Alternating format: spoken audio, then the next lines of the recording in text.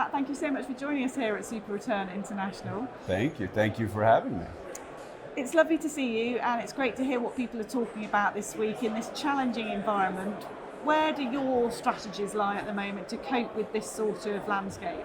Sure, so in our private equity business, what we focus on is really the middle market. So we're really a middle market firm throughout Ares. And we focus on our credit business being in the largest direct lender in the middle market in North America, and in Europe, we're the largest direct lender to the middle market. And so the private equity group also focuses there with companies typically ranging from about 20 million of EBITDA to 100 million of EBITDAs. And for us, the primary strategy is to do a growth buyout strategy in the middle market. But we also flex into distressed investing when it's attractive. So our business model is really built on trying to invest in great companies. And sometimes you're doing that in the growth buyout realm. Sometimes you're doing that in the distressed realm. I think in this environment, we are moving more and more towards a good distressed opportunity for those who have flexibility like Ares does within the middle market. And that's what I was going to ask you really, in this environment, do you see your strategy pivoting like that in terms of navigating the opportunity that's there as well? I do. Right now, if we measured our pipeline, in 21, pipeline was largely growth buyout. That's what was the predominant way we were deploying capital. Today, that pipeline has shifted really to the public markets. The public markets have probably better relative value today because they've traded off so quickly, and that's in all asset classes. So that's in equities, which we see as we follow the indexes, but it's also in the debt markets, where debt is starting to trade down, some for interest rate reasons, and some because the companies may face challenges in the future. So our pipeline of public distressed opportunities is growing significantly. And I believe what will be coming here in the back half is more private distressed opportunities. So there are companies who come to Ares for capital. Sometimes they come to our credit group, ask for a loan, at 10% or something like that. And our credit group says, I don't think that's appropriate for a loan. You should talk to our private equity group, and we will be able to structure an equity investment. Sometimes that's called rescue capital. Where companies start to face challenges in their P&L or their cash flow statement for all kinds of reasons that now are starting to affect inflation, supply chain issues, and we'll see if the consumer starts to soften here in the back half. That's going to create challenges in some of these companies, especially the ones that were probably just LBO'd here in 2021 and still have a significant amount of debt, attached to them as they come into this cycle. You talk there about these companies coming to you looking for that support. How do you differentiate yourselves as an investor in this environment? Sure. For us, so there are a handful of us who are large global public alternative managers, Blackstone and KKR and Carlyle and ourselves. We're the only one in private equity who stayed in the middle market. Most of those firms have gone to so-called mega category. They've raised bigger funds and targeting bigger companies. We're the only one. So when we typically walk in with an Ares brand and we show people the resources of a global firm and what we could do for them, we have relationships with 3,000 portfolio companies. We have relationships with 900 sponsors. And when we do that in Europe or in North America and say, look at all we can help you to do to grow, and here's our experience we've had with companies like yours historically, a lot of times it's a very differentiated conversation versus standalone middle market private equity firms who don't have access to those kind of resources. So we find that to be differentiated. And what do you look for in your team members to be able to have that differentiation too? So for our team members, we need a blend of a couple of things. So first and foremost, we need team members who are great investors, right? They can identify what's going on in the world. We typically only focus in private equity in 4 industries. So we're in healthcare, services, technology, industrials, and consumer. So we want to know our industries very, very well. And we need to figure out what are the trends in that industry that are going to be a tailwind for this company, whatever we're investing in, to go through this period of volatility, what we term a supportive beta environment. But we're really not just supportive beta or industry, investors. We are what we consider alpha investors. So it has to be a company within a space who's taking market share for some reason or series of reasons. We have to be able to identify that, and it has to be what we believe to be reasonably in our control. So we try not to bet on companies or things that have items that create their success or their failure out of our control. We want things that are in our control. So that may be opening new boxes and multi-unit type stories. That may be M&A and tuck-in M&A.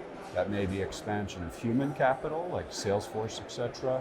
That may be new products or new services that we can identify to help that company grow.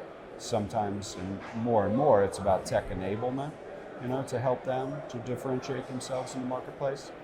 Usually one of those 5 things is happening, and because of our experience and resources, we say to those companies who are really growing up, we can help you to double, triple, quadruple the size of your business over 5-6 years. And do you take ESG factors into consideration there, not just in terms of risk management, in terms of the bottom line, but also can you have impact? Is that something that you consider now to be important for you? For sure. ESG is core, I think, to what we do at Ares overall broadly, and it's core to what we do within private equity. So I was just talking about this related to the panel. I believe that our responsibility as GPs is to not only do what we do to create returns, but it's also to be a catalyst for good, a force for good. And that includes, we use 3 areas of ESG in particular. So every one of our investment has to talk about climate change, and what is the impact that we're making in climate change, and then helping our companies with a lot of the data, that's now being asked of them, with helping them to set, kind of net zero targets over time, just everything about climate change. It becomes important. We have a whole discussion on it in our investment committee. Second is DEI, so diversity, equity, inclusion. Big part of our, focus when we're in the company, how we're bringing the board together, how we're actually measuring systematically DEI within a company, and then how we are doing in progress with DEI over time. And that has to be reported back to the investment committee as well. And finally, shared prosperity, which is traditionally for many, many years, private equity has been, we're going to do a small percentage of the upside goes to a few people at the top of the company. I think that's really morphing in our business to now have more and more people participate in the success, to align interests with more and more of the workforce. We were a founder of a nonprofit group in the US called Ownership Works, which is dedicated towards this education and application of how to get more and more employees up to 100% employee ownership to participate in the upsides of these LBOs. And that sounds like that could be crucial in attracting and retaining the best talent too. Right. There are a lot of people, we were just talking about healthcare in one of the panels. In healthcare, there are a lot of providers, doctors, who want to get out of the established system. They want to establish their own system to provide better care, which is the primary part. They care about their patients. So better care at a lower cost, but also participate in the equity upside creation of what they're doing together. And so there are lots of models and lots of different disciplines that do that.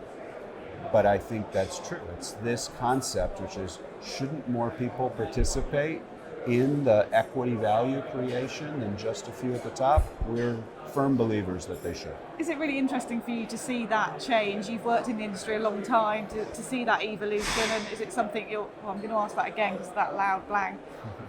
Is it really interesting for you to see that change? You've worked in this industry a long time and see that evolution towards that, what you've talked about, sharing the wealth, if you like. Yeah, I think it's absolutely the right direction for the industry. It's certainly right for Ares, and we are trying to be promotional in a sense that the industry should go this way, because there are so many people. We do a lot of services investments. They're people-oriented investments in various, these 4 industries.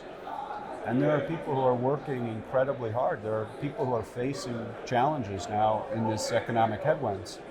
We are fortunate to be, in my opinion, part of the private equity industry that benefits, from these equity value creations. Shouldn't we give that same broad opportunity to more people? It can be life-changing, and so there are lots of anecdotes and stories we could go through where when we do this and we have distributed, large amounts of money to employees that go beyond the C-suite, there are often tears in people's eyes, because you're showing them that they matter, right? And you're recognizing what they did and you're treating them as a partner. And for me, I think that should be core to what private equity tries to do going forward. It sounds like if people were to have conversations with you this week, that would be one of your key messages. Are there any others that you'd like people to take away from having met you here in Berlin this week? Yeah, I think the big thing for us at Ares is we are focused on trying to be that catalyst for good in the middle market. We think we're really good at growing middle market companies, and so we have 20 years of being able to do that. We think Ares brings a lot to the table, into the middle market, and we're hoping that, again, in success, lots and lots of people, including our LPs, including our portfolio companies, including our investors, that everybody can participate, in that wealth creation and create a win-win-win, as we call it. Matt, great to talk to you. Thank you so much for joining us here at No, SuperReturn. please, thank you for having me.